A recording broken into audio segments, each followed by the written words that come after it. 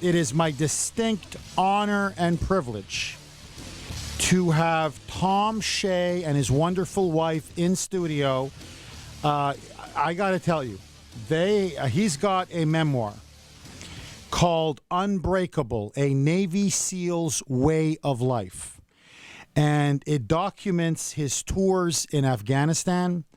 It documents what it's like being in Afghanistan, what it's like being a Navy SEAL. In fact, he has also trained other Navy SEALs. Mr. Shea, thank you so much for coming into the coming in studio on the Kuhner Report, and thank you for your service, sir. Yeah, thanks for having us. So, Mr. Shea, I'm just curious, why did you decide to write the book? And for the listeners out there, what's the book fundamentally about? Well, it was a request from my wife, Stacy, to write down and document the things I wanted to pass on to the kids in case I didn't return from combat. So the book essentially is just that. I wanted a raw look for my kids on what I'd learned during my life, what it was like to actually be a dad and a father and a husband and a warrior, and I wanted them to know what the things that I thought were important to pass on to them.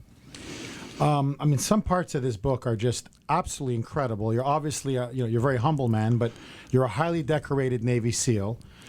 Some of the stories you tell in here about your tours in Afghanistan, these are just brutal conditions.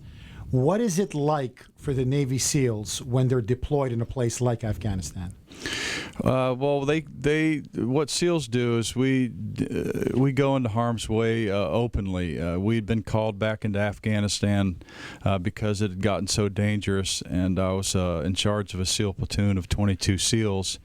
And what we do is we do whatever it takes to find the enemy, and we go after them in the worst conditions.